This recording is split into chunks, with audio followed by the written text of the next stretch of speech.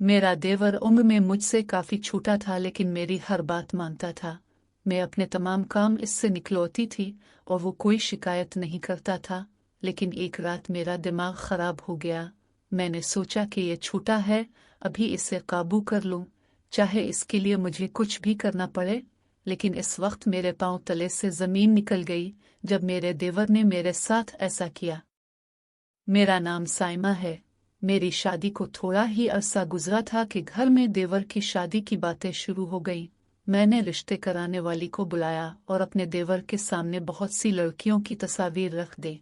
उसने एक एक करके सब पर नजर डाली और सब तस्वीर उठाकर मेरे आगे फेंक दे। कहने लगा, भाभी एक भी काम की नहीं है, मुझे सिर्फ अब जैसी बीवी चाहिए। मैं अपने देवर से तंगी आ चुकी थी। जिस भी लड़की की तस्वीर दिखाती वो नाक चढ़ाकर इनकार कर देता, कहता मुझे सिर्फ अब जैसी खूबसूरत लड़की चाहिए। मैं हसन पर कभी समझौता नहीं कर सकता। अगर लड़की खूबसूरती में जरा सी भी कम हुई तो मेरी तरफ से साफ इनकार है। मेरा दिल चाह रहा था कि उसे अच्छी खासी बातें सुना दूं, लेकिन मेरी मजबूरी थी क्योंकि वो अच्छा खासा कमाता था, वो दौलतमंद था और हम इसी के घर में रहते थे और इसी का दिया हुआ खा रहे थे। मेरे शौहर का इतना ज्यादा काम नहीं था।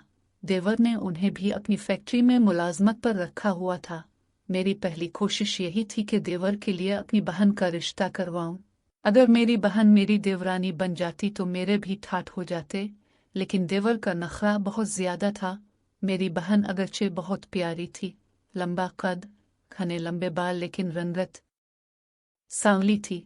मैं इसे कहती थी कि जब भी मेरे घर आओ तो तैयार होकर आना, लेकिन वो नहीं मानती थी।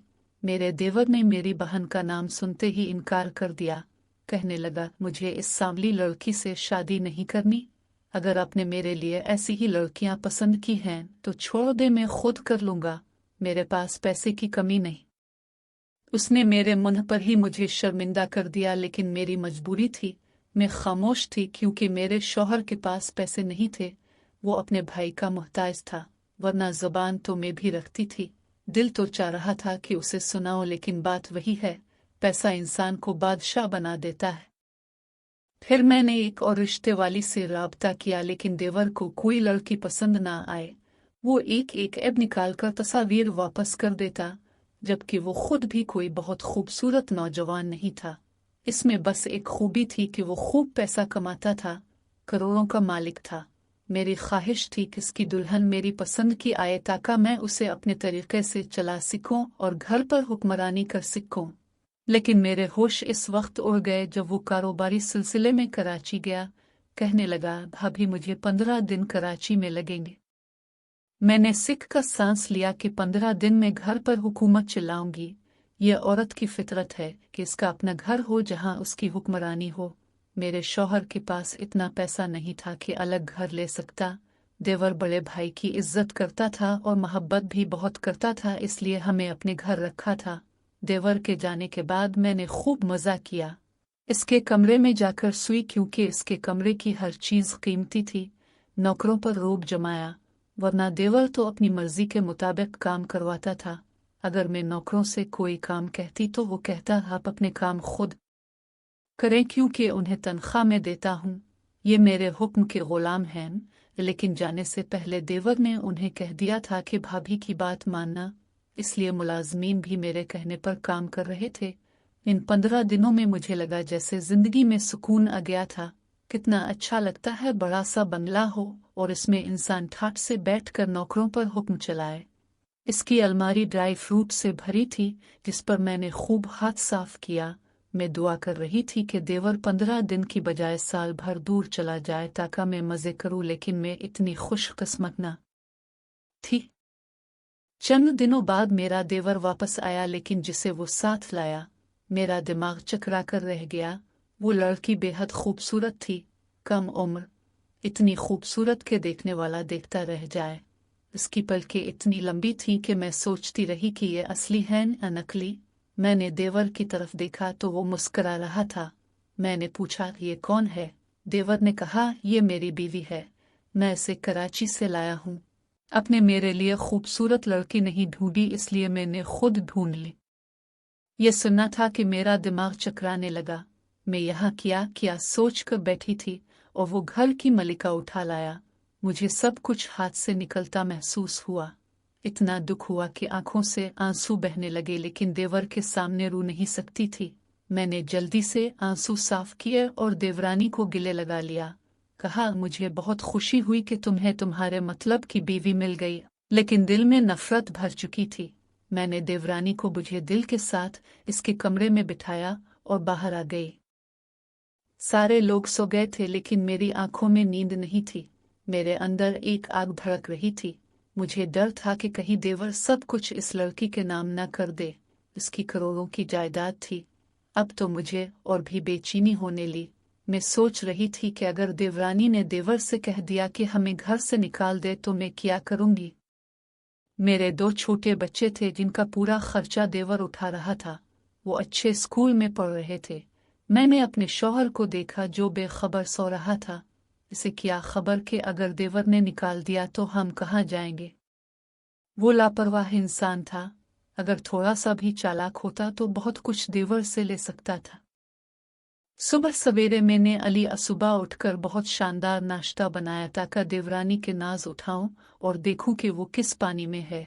मैंने सोचा कि अगर वो मासूम निकली तो उसे अपने हाथों में करूंगी और बेवकूफ़ बनाकर अपना बंदोबस्त पक्का करूंगी। जब देवर सुबह उठा तो बहुत खुश था। लड़की भी शर्माती हुई नजर आ रही थी। उसने कीमती लिबास पहना था जिसे देखकर मेरे दिल को ठेस पहुंची। मेरे शौहर ने आज तक मुझे इतना कीमती लिबास नहीं दिया था। नाश्ते की मेज देखकर देवर बहुत खुश हुआ। कहने लगा, भाभी आपने तो मेरा दिल खुश कर दिया ने। कहकर उसने जेब से 5,000 रुपये निकालकर मुझे पकड़ाए। इस वक्त मुझे अपने आप को मुलाजमा की तरह महसूस हो रहा था। मेरे शौहर ने कहा, देखा मेरा भाई कितना प्यारा है। तुम्हारे जरा से काम पर फौरन 5,000 रुपये दे दिए। मैं कहता हूँ उन 5,000 से अपनी देवरानी का सदका उतारो जिसकी वजह से तुमने 5 मिनट में 5,000 कमाए। मुझे अपने शौहर की बात सुनकर गुस्सा आया। मैंने शौहर से कहा, देवरानी का सदका उतारने के लिए देवर काफी है। मेरी प्यारी देवरानी को मेरे अंदर की कड़वाहट मेरे अल्फाज में महसूस हो रही थी। देवर ने मुझे देखा और मुस्कुराया, फिर कहने लगा कि ये अच्छी लड़की मुझे पहली नज़र में बहुत अच्छी लगी। आपको पता है, जब मुझे पसंद आई तो मैंने देर नहीं की और अपनी एक फ्लोर मिल उसके नाम कर दी। देवर की बात सुनकर मेरी आंखों के आगे अंधेरा छा गया। देवर उसके प्यार में पागल हो चुका था। कहने लगा, भाभी ये मुझसे मेरा सब कुछ मांग ले तो भी मैं इनकार नहीं कर सकता। ये कहकर उसने मोहब्बत भरी नजरों से देवरानी को देखा। वो शर्म से सुर्ख हो गई और मेरा दिल जल कर खाक हो गया। देवर ने बताया कि इसके घर वाले बहुत गरीब थे। 2 वक्त की रोटी मुश्किल से मिलती थी। मुझे देवरानी की किस्मत पर रश्क आ रहा था। एक गरीब घर में पैदा होने वाली आज करोड़ों की मालिक बन गई। कुछ दिनों तक मैंने अपनी देवरानी को पांव जमीन पर नहीं रखने दिया। खूब तारीफ की, खिदमत की, लेकिन वो लड़की जितनी खूबसूरत थी इतनी ही समझदार और नर्म मिजाज थी। उसकी जुबान भी बहुत मीठी थी। तकरीबन 10 दिन बाद वो किचन में आई और कहा कि अपने शौहर के लिए खाना खुद बनाएगी। जब उसने पहली बार खाना बनाया तो सबने तारीफ की। उसने वाकई बहुत अच्छा खाना बनाया था। ये देखकर मेरा दिल जलने लगा। वो दिन ब दिन अपने नंबर बढ़ा रही थी। मेरे देवर ने इसे पहली बार खाना बनाने पर सोने का सेट दिया जिसे देखकर मेरी आंखें फटी रह गई। मैंने सब्र किया, आंखों में आंसू नहीं आने दिए और जल्दी से अपने कमरे में आ गई। बार बार वो सोने का सेट आंखों के सामने आ रहा था। ये तो देवर का पहला तोहफा था, न जाने बाद में घर के कागजात इसके हवाले न कर दे। मुझे बेघर होने का डर सता रहा था। अगली सुबह मेरे लिए एक और बुरी खबर थी। वो ये कि जिस कमरे में मैं रहती थी वो बंगले का सबसे बड़ा कमरा था। देवर ने कहा, भाभी आप अपना कमरा खाली कर दे।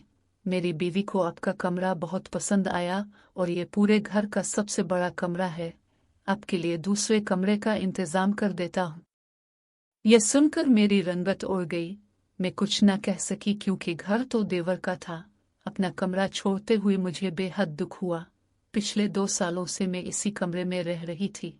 दूसरे कमरे में जाकर मैं अपने शौहर से लड़ने लगी कि तुम क्यों कुछ नहीं कमाते। शौहर ने कहा, तुम्हारा देवर जो कहता है मैं करता हूँ, तुम्हें यहाँ किस चीज़ की कमी है?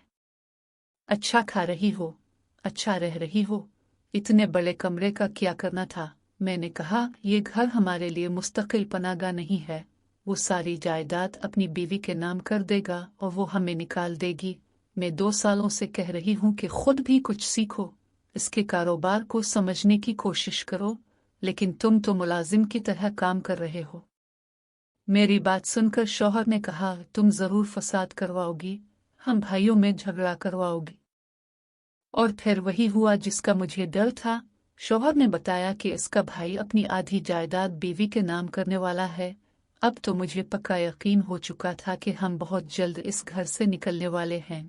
मेरे बच्चों को यहाँ की आदत पड़ चुकी थी। अगर देवर कोई छोटा सा घर भी दे देता तो इसमें गुजारा मुश्किल हो जाता। मैं अपनी अय्याशी खत्म नहीं करना चाहती थी। मेरे देवर ने कहा कि वो 1 माह के लिए बैरून मुल्क जा रहा है और वापस आकर सारी जायदाद अपनी बीवी के नाम करेगा। ये सुनकर मेरा चालाक दिमाग चलने लगा। जैसे ही देवर बैरून मुल्क गया, मेरी देवरानी की तबीयत खराब होने लगी। मैं उसे डॉक्टर के पास ले गई। डॉक्टर की खबर सुनकर मेरे होश उड़ गए। मेरी देवरानी उम्मीद से थी, अगर ये खबर देवर को पता चल जाती तो वो वापस आ जाता, और मैं नहीं चाहती थी कि वो वापस आए। मैंने देवरानी से कहा, तुम ये खबर अभी अपने शौहर को मत सुनाना, जब वो वापस आएगा तब बता देना, वरना खुशी की खबर सुनकर कहीं अपना काम छोड़कर वापस ना आ जाए। वो भी मान गई। अब मैं रात को देवरानी को दूध में जहर डाल कर देने लगी। मैं कहती, ये तुम्हारे और तुम्हारे बच्चे के लिए बहुत अच्छा है, जरूर पियो। वो मेरे सामने दूध पीती थी। जब से वो दूध पीने लगी उसकी तबीयत बिगड़ने लगी, हर वक्त कमजोरी रहती थी।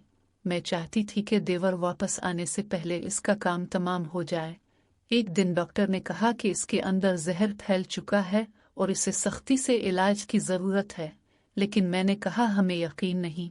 मैं जानती थी कि मैं क्या कर रही हूँ, इसलिए इलाज नहीं चाहती थी। डॉक्टर ने कहा, कल आकर ले जाना। मैं घर आ गई, लेकिन इसी रात डॉक्टर का फ़ोन आया कि वो लड़की रातों रात अस्पताल से गायब हो गई। 2 दिन हो गए, कोई पता नहीं था। मैंने दिल ही दिल में अल्लाह का शुक्र अदा किया कि इससे जान छूटी।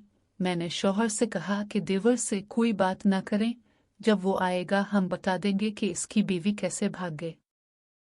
फिर जिस दिन देवर को वापस आना था, मैं घूंघट निकाल कर उसके कमरे में बैठ गई।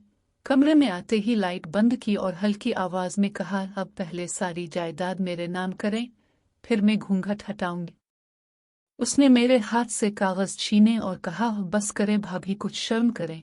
मैं सोच भी नहीं सकता कि आप इस हद तक गिर सकती हैं। इसकी बीवी ने इसे सब कुछ बता दिया था और वो काफी दिनों से पाकिस्तान आ चुका था। इसकी बीवी इसके पास मौजूद थी। मेरी धोखेबाजी पर उसने हमें घर से निकाल दिया। देवर ने कहा, अगर आप लोग मेरे साथ मुखलिस होते तो आप यहाँ रहते।